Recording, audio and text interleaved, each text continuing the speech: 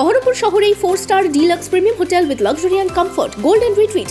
এখানেই জেলার একমাত্র ডিস্কোথেক, আছে রেস্টুরেন্ট, লাউঞ্জ বার, অত্যাধুনিক gym, spa, swimming pool, club মেম্বারশিপের সুযোগ। বহরমপুর শিল্প তালুকে গোল্ডেন রিট্রিট।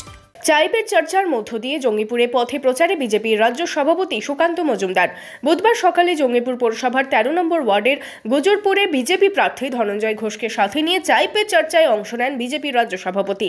এরপর বিভিন্ন জায়গায় ছোট ছোট পথসভার মধ্য দিয়ে ধনঞ্জয় ঘোষের সমর্থনে প্রচারে অংশ নেন বিজেপির রাজ্য সভাপতি। এবার আমরা যে ইকুয়েশন এখানে হয়েছে, যে সমীকরণ হয়েছে, সেই সমীকরণের পরিপ্রেক্ষিতে আমরা এখানে জিততে চলেছি। মানুষকে এটা আমাদেরকে বলতে হবে, মানুষের কাছে আবেদন জানাতে হবে ভোটের জন্য।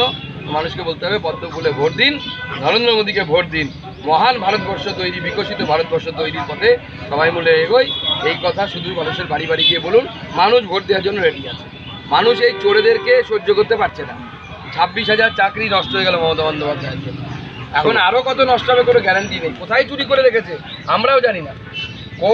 কোর্টে মানুষ চলে যাচ্ছে, কেউ না কেউ অসন্তুষ্ট, সে কোর্টে চলে যাচ্ছে, আর মানুষের চাকরি চলে যাচ্ছে। 7ই মে তৃতীয় দফায় ভোট জঙ্গিপুর লোকসভা কেন্দ্রে। তার আগে বিজেপি প্রার্থীর প্রচারে অংশ নিয়েছেন বিজেপি রাজ্য সভাপতি।